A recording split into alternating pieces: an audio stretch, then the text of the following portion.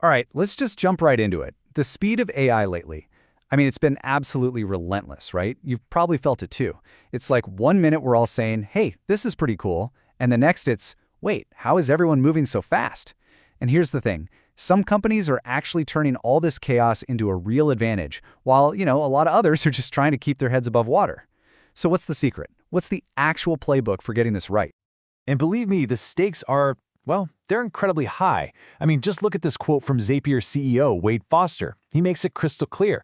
When a technological leap this massive comes along, you've really only got two choices. This isn't just another passing tech trend, you guys. We're talking about a fundamental ground-up shift in how we all get work done. But here's the real kicker, the part that's kind of wild. Even though about 3/4 of all companies are buying up AI tools, get this, a staggering 95% of those pilot programs are just flopping, failing. So what's the deal? Why is all this money, all this investment, leading to pretty much nothing?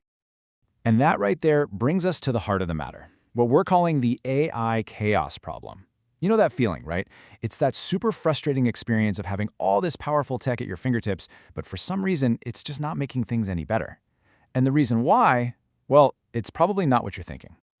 See, here's the thing. It's not that the AI tools themselves are bad. Not at all. The real problem is that they're all living on these little isolated digital islands. You've got brilliant people on your team doing things like copying and pasting customer feedback into a chatbot. I mean, it feels like we're back in 1995. And why? All because that shiny new AI tool can't talk to their CRM. The system that has all their customer info. The magic is just trapped.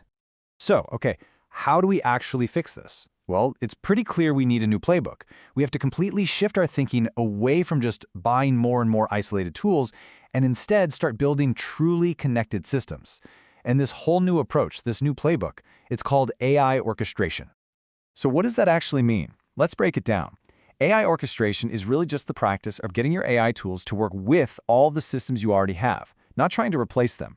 It's about letting AI do the heavy lifting, the thinking part, letting automation handle all the boring, predictable steps, and, this is the most important part, keeping people, real humans, in the driver's seat, in control of the whole thing. And this comparison just lays it all out, plain and simple. The old way, the one that's failing, is all about the tech itself.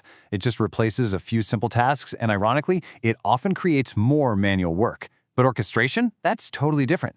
It focuses on the problem first, connecting all that intelligence to amplify what your people are capable of. It's a complete 180-degree mindset shift. Okay, so this isn't just some fancy theory, right?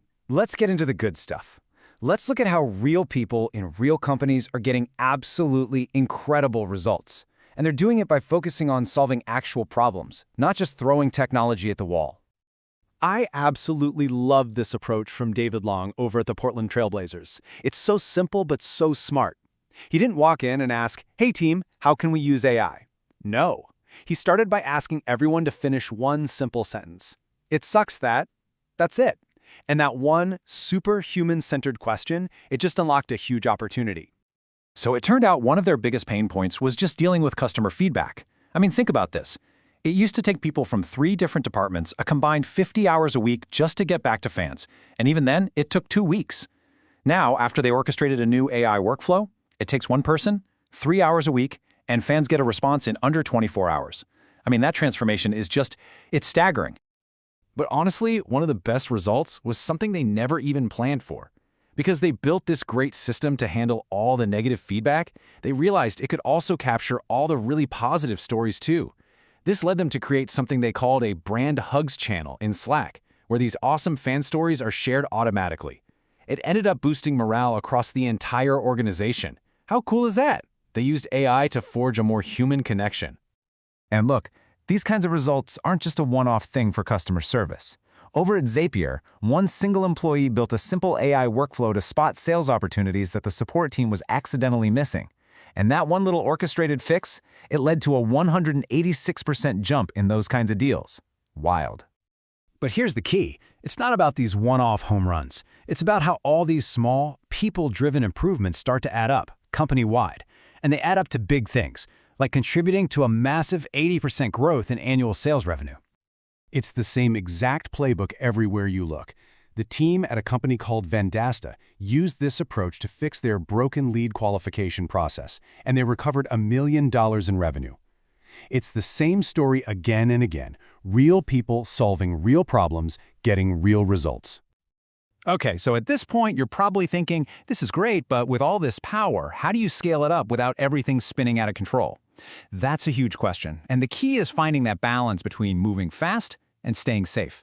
And that requires a really clear framework for governance. Monica Bajaj, who's the VP of Engineering at Okta, she lays out this really simple 3-step framework. Step 1, always start with the problem, not the tech. Step 2, build a culture of governance and safety right from day one. It can't be an afterthought. And step 3, this one's critical, always embrace a human-in-the-loop model. Let the AI suggest things, let it draft things, but a human always makes the final call.